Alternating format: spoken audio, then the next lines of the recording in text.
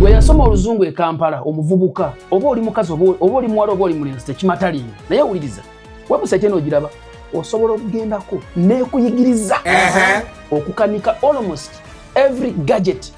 electronics gadget osobola oyigo gikanika okugiripeyalinga na buli kintu kyonna step by step guide nkuwa amagezi engeri gy'osobola otandika okubeeramu omukanisi w'amasimu abantu balina ebizibu e Kampala ku masimu gaabwe tebamanyi wadde engeri gy'oyinza solovingamu wadde n'ekitya n'ekimu eno egenda kuyigiriza step by step engeri gy'okanikamu buli gadget osobola gikola otya buli kyuma buli kintu ekikosaketisi zonna egenda kuyigiriza for free of charge. Bw'omala okubiyiga funawo akantu k'oteekawo akaduuka samuya ku kyalo okwo bwe kapangise ne bwe kaba bwe kati teekawo akalabirwamuuko kwata obuuma buno obukanika bwe ng'osomera ku eno site how to repair mousepiece biki byonna earpiece how to put another screen what byonna obiyige obyayigirize wano egenda kukulaga bulungi engeri gy'obisomamu okateekewo otandika okukola abantu balina ebizibu ku masimu ojja gakanikamu eyo center nawe weewuunye sente z'okashinga out mu bantu kukyusa screen zibiki nga tolina na certificate wabula yiga buyizi naawe olwedde ng'okanika naye nga tolina nnyo skills kozesa eno now so in software olaba list y'ebintu bino these are codes z'osobola okukozesa okutereeza buli simu in software way nti einamu ekizibu manye ekola biki zino kodi zino ziraba zonna zetegereze bulungi tuula wansi oziwandiike in software this is how we can solve any software issue on the phone osobola okukanika ng'otudde waka just use your head take time study give it time tobeera bubeezaawo n'otula ne senior skills ye waka you get baako kyokola ofuuke omukugu mu masimu ogakanika ng'osobola okukwata software n'otereeza essimu y'omuntu eskipinga manya etambula eteteina zino zonna oziraba zenkula ze zisolovinga buli kintu ngutereddewo n'omulimu gwe kikola ku device in software kakati hardware ogenda mukanika n'eno site gyenkuwadde gwe tuulako kisome bulungi ekyokubiri bavubuka bannange eno site eno esobola okuyigiriza cyber security ng'otudde waka kwata laptop yo soma cyber security oba genda ku cafe oba tolina za laptop kola cyber security ejja kuyigiriza okuva ku level esooka paka kwesembayo ku bwereere ate ofune ne certificate then ogenda oyapplyinga omulimu ku Upwork otandika okukola ng'otudde waka ekyokusatu zino zikolera abo abali mu UK America Canada sofa bemanyiiko and I'm sure of that zisasula dollars okutandikira ku $25 gwa taasoma nnyo naye ffe abalina olwedde empapula zaffe zitegeerekeka nga tusobola okumpi okusolovinga buli kizibu ekiri mu digital world batusasula $10 per hour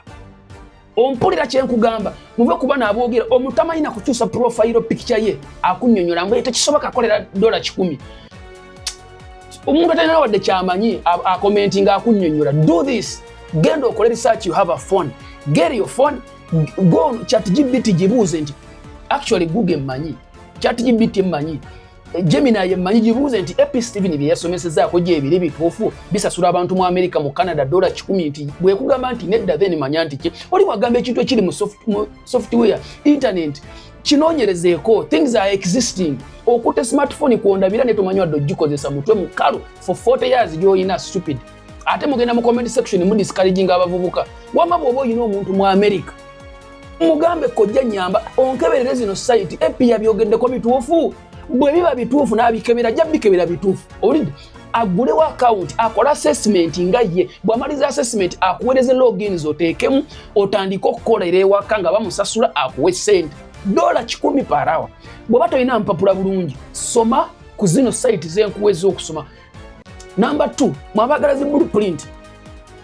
muno mu TikTok mulimu link ne ku YouTube eya APM Media kuliko link gikone mwogende mu WhatsApp group blueprint tuziteekamu bino byonna bye mbasomesa tubiteekayo ekyokusa links tetukkirizibwa zisharinga wano mwabajja mu inbox ya TikTok nti nkuweereze manya link manya biki tetukkirizibwa gwe tomanyi guidelines tezikiriza kusharinga links TikTok guidelines doesn't accept it already wake up